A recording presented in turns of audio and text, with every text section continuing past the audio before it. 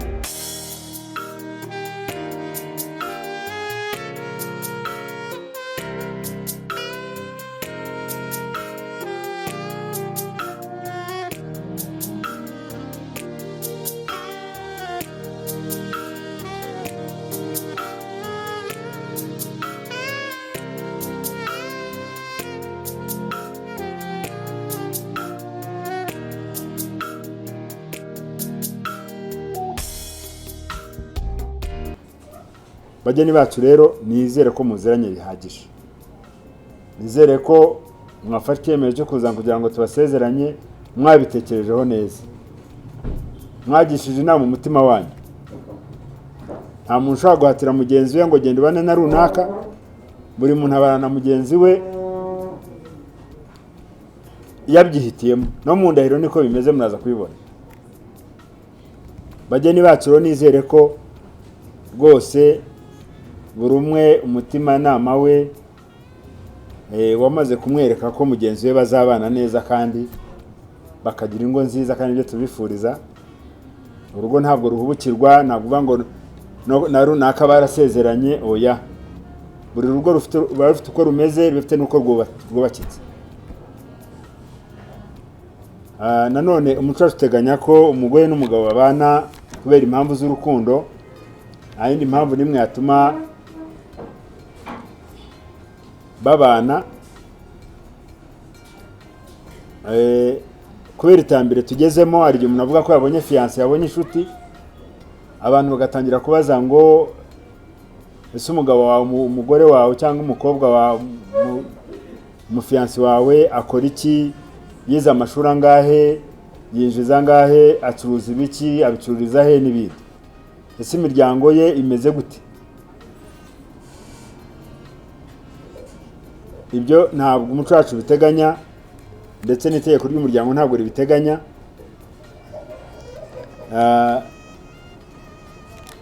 Umuco wacu uteganya ko umugore n'umugabo babana kubera ko bakundanye. Uyu munsi ushobora gushaka umugore cyangwa umusore kubera ko afite akazi keza, uwo mugeni ararangara ntabwo nkurikira. Wowe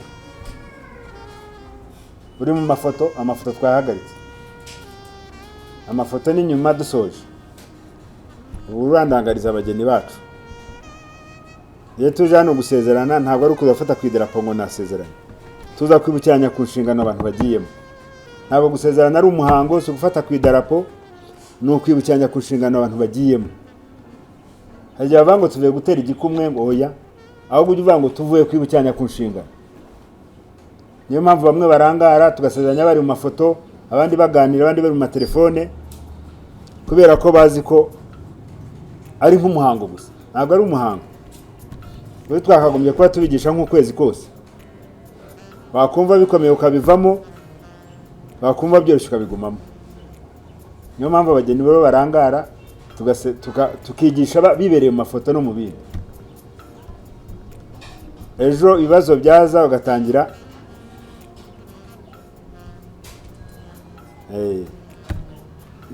rero bageni bacu, ntabwo umuntu ashobora kubana na mugenzi we kubera ko afite amashuri menshi, kubera ko afite akazi keza, kubera ko acuruza ajya mu Bushinwa inshuro zingahe mu kwezi. Oya, umunsi ushobora kuba ufite akazi kakarangira kubera impamvu zitandukanye. Umunsi ushobora kuba ucuruza ugahomba, kabone ne waba ujya mu Bushinwa inshuro 20 mu kwezi, no muri karitsiye bikakunanira. Ntibibaye rimwe, ntibibaye kabiri. Iyo rero washakanye na mugenzi wawe kubera ko ajya mu Bushinwa kenshi, kubera ko afite etaje zinga, kubera ko afite amakamyo, kubera ko afite akazi keza akora muri UN n'ahandi, ibyo byose bikagenda ugendana nabyo. Ariko iyo ukunda mugenzi wawe muraguma mugakundana, byaba ari byinshi byaba ari bike, muraguma mugakundana. Bageni bacu rero mwumve ko igikomeye cyane ni urukundo hagati y'umugore n'umugabo. Urukundo hagati y'umugore n'umugabo ntirugira ukwezi, ntirugira umwaka, ruhoraho. Nta nubwo rumenyero uvuga uti ubu twarashyingiranywe, twarabyaye, twarasezeranye, ubwo birarangiye. Oya, ruhoraho. Umuryango rero ni ikintu gikomeye, unateganywa n'itegeko nshinga rya Repubulika y'u Rwanda.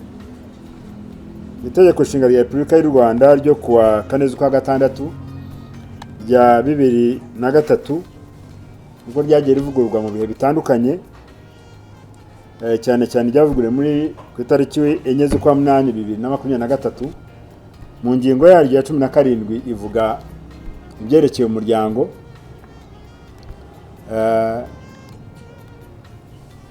ndetse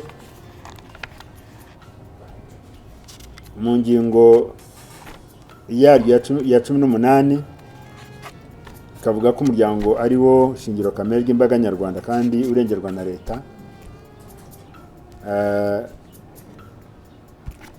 Murumva rero ko umuryango ari ikintu gikomeye, umuryango tufata nk'igihugu, umuryango urakomeye.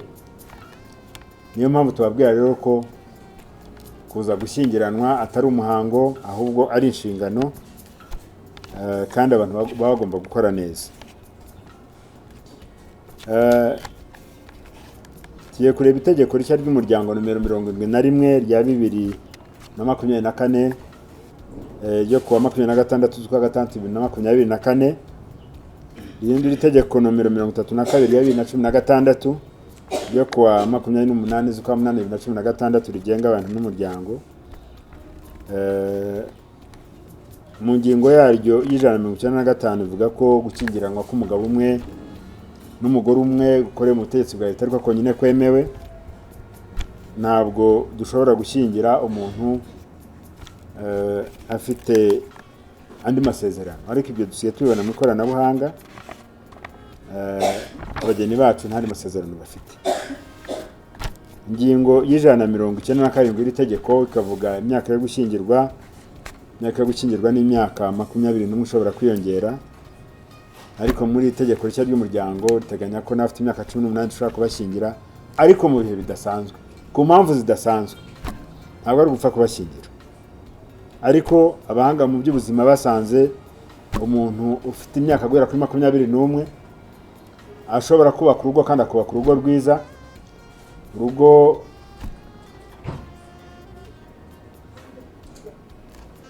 rufite indangagaciro, urugo rufite za kirazira, urugo rwuzuza inshingano. Mwumvire abageni bacu ko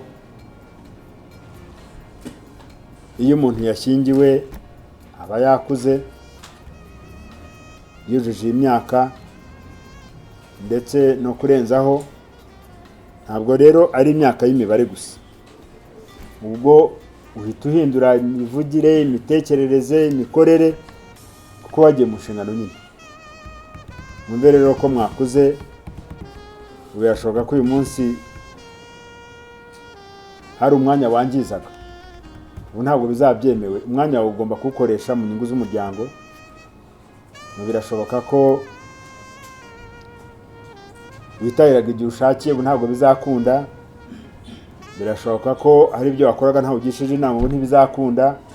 Ni ukugisha inama mugenzi wawe. Mwumve rero ko atari imyaka y'imibare, n'imyaka igendana n'ibikorwa. Niyo mpamvu mubona abantu bari hano babaherekeje, bataye ibyo bakoraga byose kugira ngo babereke ko bashyigikiye uko mugiye gukora ibintu bikomeye. Ingingo y'198 ikavuga amasano hagati y'abagiye gushyingiranwa. Muri ingingo y'iri tegeko iteganya ko ntabana na mugenzi we bafitanye amasano ya bugufi, uhereye ku gisekuruza cya mbere kujya ku cya karindwi. Ngira ngo abageni bacu batuye ko nta masano bafitanye, ariko nyamuneka umunsi turi kumwe n'ababyeyi n'inshuti n'abavandimwe, niba abageni bacu hari ufitanye amasano na mugenzi we, mwabitubwira kare.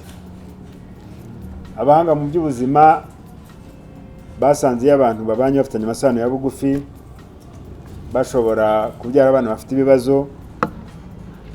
Mujya mubona abana bavuka bamwe ari abadebire, abandi bavuka ari ingingo zimwe na zimwe badafite. Buriya kenshi baba bashakanye bafitanye amasano. Ntabwo rero byemeye kuba washaka mushiki wawe cyangwa musaza wawe wo mu gisekuruza cya karindwi, cya gatandatu, cya gatanu kumanura. Abantu rero bagenda badohoka ku muco, aho usanga abantu baziranye ko bavukana mu ndimwe, nabazi ko bakurikirana utamubaza ibindi. Abageni bacu bahaye imikoro, nimbwira ibisekuruza 7 batangira gusa. Ukibaza niba ari abakongomani, niba ari abagande, niba ari abanyamerika. Abo bantu ku bisekuruza ari 7 tuba tuvukana, tuba dufitanye amasano. Ariko bamwe bagiye muri za tonto na sinzi tante, ntiwamubaza ngo mupfana n'icyo, abyumva gutyo gusa. Unamaje uti no mu gisekuruza cyangwa yereka da. Bageni bacu rero mwumve ko mwakuze, mugomba kunywa ibisekuruza byanyu ko ari 7, n'abana muzabyara bakazamenyana kugira ngo batazanashakana, ariko banafatanye no mu iterambere rusange. Nuko umuco wacu biteganya. Ubu nuko nta mwanya tuba tubahaye imikoro, buri umwe akavuga ibisekuruza bye 7. Yaba atabizi tukamusubiza akazabanza akabimenya kugira ngo tutamushyingirana na mushiki we cyangwa umusaza we. Ariko wabaye ngo tonto nibyo, kibaza tonto ibintu tugenda twiga by'ibirimi by'amahanga bidashinga, kandi turi abanyarwanda. Ari nabyo bituma dushakana kandi tuvukana. Abantu bagahurira mu kazi, bagahurira mu rusengero, bagahurira mu mashuri. Undi ati nagukunda, undi ati nemeye, kubera ko yarasanzwe n'undi muryango batawuzi, bakaba barashakanye. Babyara abana bameze batyo, ejo bakirirwa mu bapfumu, abajya mu bahanuzi, abajya he ngo barabarogeye, kandi ari uko bashakanye bavukana. Nanone muri ingingo y'itegeko iteganya ko ntawashakana sebukwe cyangwa nyirabukwe, ubona afatwa nk'umubyeyi. Nta n'uwashakana n'umwana yareze, kabone niyo babangana, ubona wafatwa nk'umwana wawe. Ingingo ya 240 ivuga inshingano yo kwita ku bana no kubarera neza. Bageni bacu turabizi ko mugiye kubyara, itegeko rirabategeka kurera abana neza muzabyara. Nta nubwo ari ukubasaba, ni ukubategeka.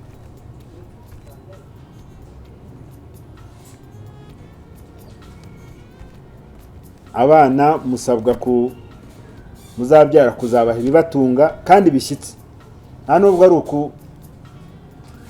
ari ukubaha ibyo mwiboneye, ni ibiryo bishyitse byiza. Umwana iyo yariye neza agira ubwenge mu ishuri. Njya mbona abana babaswa ngo buri munsi basibiye, buri ukurikiranye ni ibyo bibazo baba barahuye nabyo. Umwana bakabeshya ko bamuhaye ibiryo bakamuha ibidafite akamaro. Umwana agomba kwambara neza, umwana agomba kwigishwa, umwana agomba kuvuzwa, umwana agomba guhabwa umuco. Murumva inshingano mufite. Nta masezerano tugirana n'abana ngo tuzababyare. Iyo wiyemeje kubabyara wiyemeza n'izo nshingano zose. Iyo utabikoze rero buriya n'amategeko ubundi yakagombye kuba bikubaza. Kumva ribu iraguhamagara bati kutuje zino nshingano. Umwana ko avuga ko atari, umwana ko yabuze imyambaro, umwana ko atiga. Tubona abana baje hano ku murenge bavuga ko babo banze kwishyura amafaranga y'ishuri, abana banze kubagura uniforme. Ya mafaranga dusigaye dutanga muri leta 975, umubyeyi akabyara umwana akananirwa kuyishyura. Nta muntu wigeze umusaba kumubyara, ari wowe wabyitekerereje akitiramo gusama cyangwa gutera inda, yarangiza akananirwa kwishyura umwana amafaranga 975. Bageni bacu ibyo nibyo ntabwo ari byo. Hari imico dukwiriye gusimbuka bitewe n'ibihe tugezemo. Ya yindi ngo wabyaye subiraho nta mahwa, utwibo, amata, bitoki, bagajeho ati subiraho nta mahwa, ugakomeza ugafatiraho. Abana batsindira rimwe ku ishuri, umwana akazana babyeyi gasanga byikubise muri 2 miliyoni. Ugatangira ukava mu rugo. Abana rero wababyaye ku bushake. Ntabwo rero iri tegeko riteganya ngo uzabyara abana bangahe. Ariko bageni bacu turabashishikariza kubyara abo mushoboye kurera. Kubyara abana benshi si bwo bukungu, ubukungu nibyo ushyize mu mwana. Kubyara abana 10 dashoboye kwishyura muri 9, undi akabyara umwana umwe akamukorera ibisabwa byose, ashaka kugira akamaro karuta k'abana 10 wananiwe kwishyurira mu ishuri. Ibyo byari ibya kera, abantu bari mu mafamu, abantu bari mu mirima bahinga n'ibindi. Ariko ubu turi mu iterambere rindi, aho umwana atungwa n'ubumenyi bwe n'ubwenge kandi ahabwa n'umubyeyi afatanyije na mwarimu. Bageni bacu rero mwumve ko mugomba kugendana n'ibihe tugezemo. Mu bihe tugezemo umuntu agomba gusama yatekereje umwana uko azabaho, ntabwo gupfa gusama gusa. Agomba gutekereza gutera inda yatekereje umwana uko azabaho. Tumureke tujye tubivuga uko bimeze, kubera ibibazo tugenda tubona. Niyo mpamvu tuba tugira ngo tubabwire mu byumve neza.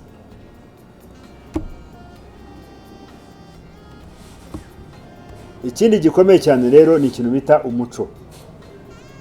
Ibintu bishobora kuba bihari na byinshi mu rugo cyane pe, ariko abana basabwa guhabwa umuco. Ushobora gushaka amafaranga menshi, umwana akabura umuco, bikarangira amafaranga yose wamushyizeho abaye imfabusa. Ubu niba muzi ikigo dufite cyitwa Iwawa, dufite abana burijwe indege bavuye Harvard mu kwiga, bitera inshinge mu biyobyabwenge tukabajyana Iwawa. Ubwo hari icyo wararereye. Ababyeyi rero kugenda badoka ku nshingano, bakananirwa kurera abana bakarerwa n'abakozi. Niba wari umusiribateri witeraga saa 7 wanashaka ukabikomeza, utubwo mu rugo ibintu byose bihari nta kibazo, umwana ukumva yatangiye kugera muri ibyo. Mwumve rero ko bageni bacu mufite n'inshingano zo guha abana umuco umwana wajya uhura nawe ukabona ko ari umwana w'umunyarwanda koko. Ibyo rero bikorwa n'ababyeyi bombi kandi babikora bahaye, ntabwo bikorwa online ngo bikore kuri telefone ubaze uti se oya. Umwana ugomba kumenya uko yiriwemo, umwana ugomba kumenya uko yaraye, ugomba kumenya uko agiye kuryama, ugomba kumenya uko yize n'ibindi. Nibyo rero tubabwira ati mugomba kumva inshingano mugiyemo, ukazitega amatwi, wumva ko ashatse ari umwana akumva ko yibeshya yakuze yinjiye mu nshingano. Niyo mpamvu tuba dusezanya abantu abandi bari ku mafoto, twigisha abandi bumva yishakira ifoto. Ifoto nta kivuze, nta kivuze rwose ifoto. Iragifite ariko ntabwo kingana nko kuba wumva inshingano ugiyemo, ukazitega amatwi, ukamenya ugomba kwitwara, ukamenya ko wahindutse wakuze ugiye mu zindi nshingano. Ingingo ya 246 ivuga impamvu zo gusesa ishyingirwa. Imwe muri zo rero ni urupfu rw'umwe mu bashyingiranywe. Urumva iyo umuntu nyine mwari muri kumwe umwe agapfa, ubwo amasezerano abarangiye burundu. Indi mpamvu ni urupfu ni ugutana burundu kw'abashyingiranywe. Nabwo iyo mwatandukanye amasezerano abasheshwe. Bageni bacu rero murasabwa no kwirinda impfu za hato na hato. Hari impfu tutirinda ariko hari nizo twakwirinda. Minisiteri y'Ubuzima nimba ivuga iti mu mezi 6 nibura umuntu agenda isuzumisha amenye uko ahagaze. Ubu mu gihugu cyacu buri murenge nibura imuvuriro, buri murenge mu gihugu cyose umuntu agagenda agakubita imyaka 10 atagera kwa muganga. Yatangira kurwara agera kwa muganga bati byararangiye, watinze kwivuza no gutegereza umunsi. Umuntu akaba atwaye imodoka agafata icupa agafata irindi kandi ari bunyure mu muhanda, murumva uko biri bugende. N'ibindi tumaze dufite indwara mu gihugu z'ibyorezo, abantu basabwa kwikingiza za covid, za mpox, za indwara zitandukanye. Umuturage wambuye tugenda gukingiza, twebwe imyemerere yacu ntabwo ibyemera. Bwacya mu gitondo ukumva ibyabaye. Bageni bacu rero mukoze ubukwe mu gihe cyiza, igihugu cyacu kiri mu iterambere, isi yose muri rusange, aho dusaba kugendana n'umuvuduko, aho bisaba kugira ngo wirinde kujya utazava mu nshingano. Gutandukana bifite ingaruka zikomeye cyane, haba ku bashakanye ubwabo, haba ku bana bazabyara, ndetse haba no ku muryango mugari. Iyo abantu batandukanye bagabana abana, hari abana bahitamo kujya kwa nyina, hari abahitamo kujya kwa se, kandi twabonye ko abana barerwa n'ababyeyi babiri, none umwana agikorerwa n'umubyeyi umwe. Murumva rero abo bana bazaba bafite uburere bucagase, butuzuye, nta ndangagaciro bazaba bafite, nta kirazira, keretse Imana yonyine ari ibyikoreye. Ariko mu bisanzwe tubona nk'abantu, niba umwana yarerwaga na se na nyina akaba agiye kurerwa n'umubyeyi umwe, mwumva ko bizaba bimeze. Niba mwarashatse imitungo, ubwo mugiye kwigabana. Mu ngo nyinshi zimaze gutandukana bakagabana imitungo 90% byose babirya bakabimara, bagasigariraho mu mitungo bashatse mu myaka 10. Murumva rero uko bimera. Ubu mwari mufite umugore afite umuryango umukomokaho, umugabo afite umuryango umukomokaho. Iyo mutandukanye bigira gutya, kimwe kikajya ukwacyo, ubwo nizambaraga umuryango ukaba ucitsemo kabiri. Mwumve rero no gutandukana ko bashakanye ko atari byiza, nubwo ari impamvu zatuma bibaho, ariko tugomba kwirinda ibyaduturukaho byatuma habaho ko gutandukana. Ingingo ya 248 ivuga impamvu zo gutana burundu. Imwe muri zo ni ubusambanyi hagati y'abashakanye. Bageni bacu, usambana ntibyemewe mu gihugu cyacu, ariko wibaza niba umusore yarahisemo uwo mukobwa, niba umuhungu umukobwa yarahisemo uwo musore, kuba waramuhisemo ari abandi bose kandi benshi ugahitamo uwo, ni gute wongera kubona yabaye mubi ukabona undi umurenze ugiye guhitamo?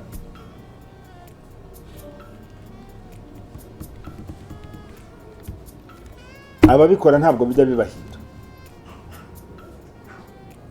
Niyo mpamvu habaho guhitamo mu bantu bose uzi. Uwo muntu rero akwiriye guhora kubereye mwiza mu buzima bwawe bwose. Ubu abageni bacu babajije inshuro bahamagarana, hari n'abarenza n'ijana ku munsi.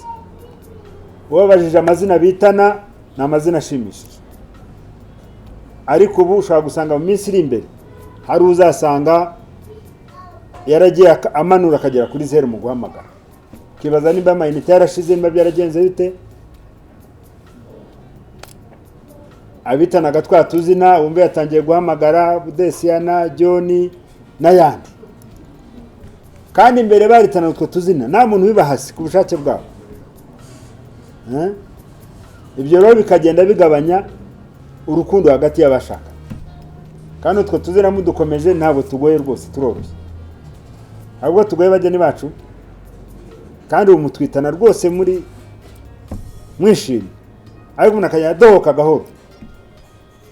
Ntabwo rero kudohoka ko bashakanye byemewe, ahubwo ni ugufatiraho.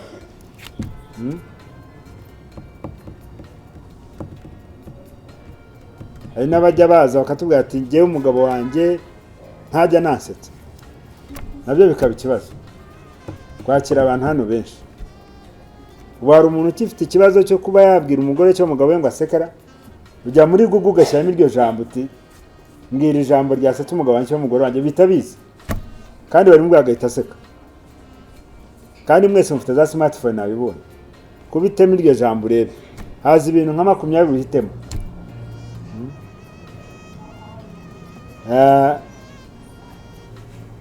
Gusambana bitera indwara zidacyarimo sida n'izindi.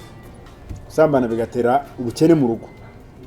Nta rugo rushobora gutera imbere ari mu busambanyi. Gafaranga kabonetse kose, kandi n'abajya babikora ntacyo bibamarira. Buri muntu yakwiriye kuzirikana amasezerano ajyanye na mugenzi we, amubwira ko nta wundi, kandi bikaguma gutyo. Akazirikana amasezerano twagiranye n'ababyeyi tujya muri za gahunda zo gusaba no gukwa. Murabizi ukuntu biba bimeze. Akazirikana amasezerano wagiriye aho usengera, bashyingira umugore umwe n'umugabo umwe, ukibuka amasezerano wagiriye muri leta. Ubwabyo bikajya bigukomanga mbere yo gutekereza ibindi. Indi mpamvu ni uguturwa nibura igihe cy'amezi 12 akurikirana. Umugore n'umugabo ntawemereye kuba atari mu rugo, bagomba kubana mu rugo igihe cyose, uretse ku mpamvu zidasanzwe bumvikanyeho. Bagomba kubana mu nzu imwe, mu cyumba kimwe, mu gitanda kimwe, mu ishuka rimwe. Ntabwo umugabo yakwifata ngo agende, umugore yifata ngo agende, hanyuma ngo avuge ngo ni uburenganzira bwanjye. Ntabwo amategeko abyemera. Ugomba kuba igihe utari mu rugo, mugenzi wawe agomba kuba azahuri. Nuko amategeko abiteganya. Uretse igihe mwabyumvikanye ku mpamvu zo kujya gupagasa, ku mpamvu muziranyeho mwese. Indi mpamvu ni igihano cy'icyaha gisebeje. Umugore n'umugabo bagomba kuharanira guhora biyubashye. Ntabwo wakwishima wumvise mugenzi wawe yacuje ibiyobyabwenge bamufunze, ngaho yarwanye mu ruhame, ngaho yafashe ku ngufu, buri munsi nihora muri ribu, nihora muri polisi, niwe bafashe, niwe bafunze, hanyuma ngo wumve yakubira umugabo cyangwa umugore wawe. Ariko wumvise yacuje yungutse, yazamutse mu ntera mu kazi n'ibindi, wavuga uti rwose uyu ni wo muntu twabana twakurwa neza. indi mpamvu ni ukwanga gutanga ibitunga urugo.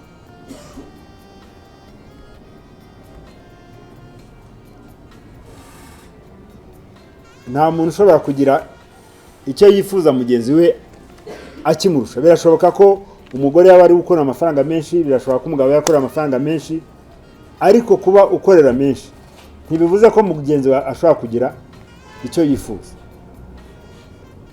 Hari ngo tujya twumva ukumva ngo umugabo yahisemo ngo guhera kwambiriza ku wundi ngo ni agahunga gusa ngo kugira ngo bajere amafaranga. Ukibaza nimba wowe ari kubitekereza mugenzi we atari ko abitekereza.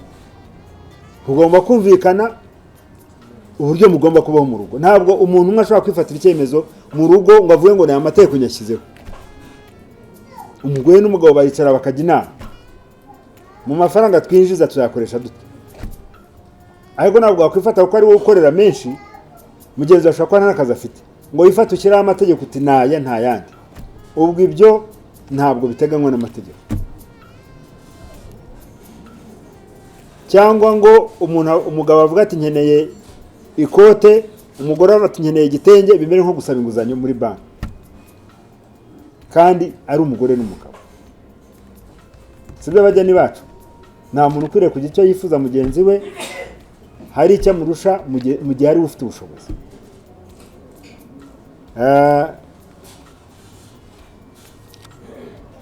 Indi mpamvu ni uguhoza undi ku nkeke.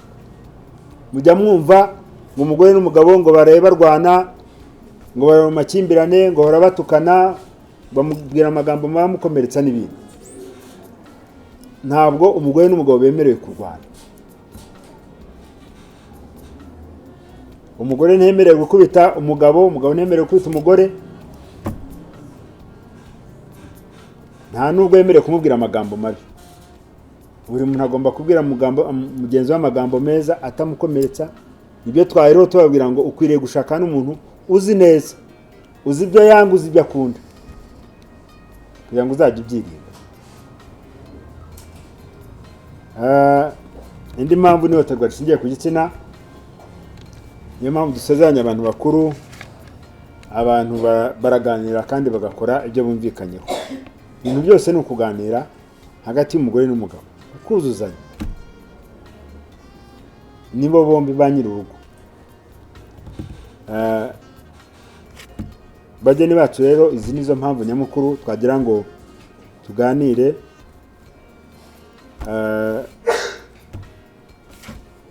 Itegeko rigateganya ko umugore n'umugabo iyo baramutse umwe muri bagaragayeho bino byaha bashobora guha igihe cy'imyaka 2 baganira. Ukora ko mugenzi wawe yava muri bya byaha yishoyemo, yakwisubiraho, mukaba mwakongera mukabana mu cyumba kimwe, ariko muri igihe cy'imyaka 2 mubana mu nzu imwe mutabana mu cyumba kimwe. Hanyuma takwiso mukaba mwatandukana. Ariko ubu abageni bacu nabonye basobanutse n'abatandukana n'undi, ahubwo tuba tugira ngo muzirinde impamvu ari yo yose yatuma mutandukana. Mubona ukuntu ababyeyi bari hano n'inshuti baje kugira ngo babashyigikire ko mugiye gukora ibintu bikomeye, mugiye kuba abantu bakuru, mugiye kuba intangarugero, aho n'abandi batarashaka bazahita bavuga bati duhereye kuri rura ruko rumeze natwe tugiye gushaka. Bageni bacu rero, iyi niyo ncamake twagira ngo tuganire. Abageni bacu bamaze kutubwira uko bazahitamo gucunga imitungo yabo, ntabwo turi bubisubiremo, ahubwo ubu tugiye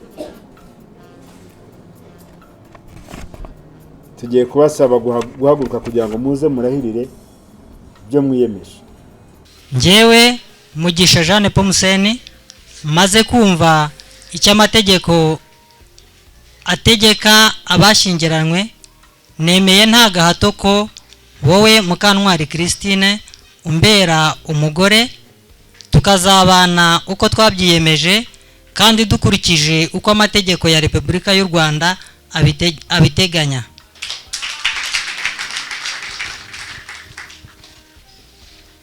yewe Mukantwari Christine maze kumva icyo amategeko ya Repubulika y'u Rwanda ngewe Mukantwari Christine maze kumva icyo amategeko ategeka abashyingiranywe nemeye nta gahato ko wowe Mugisha Jeanne Paul Museni umbera umugabo tukazabana uko twabyiyemeje kandi dukurikije uko amategeko ya Repubulika y'u Rwanda biteganya.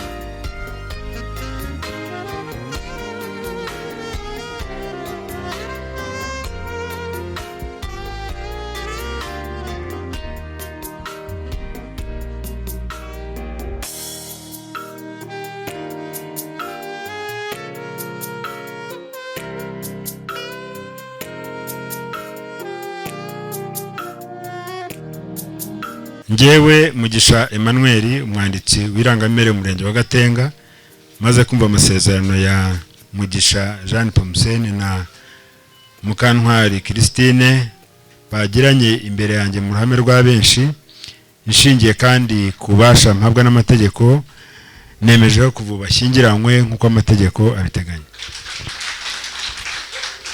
Umushobora kujya ku ikoranabuhanga mugahita mubona ibyemezo bigaragaza ko mwari umugabo undi ari umugore.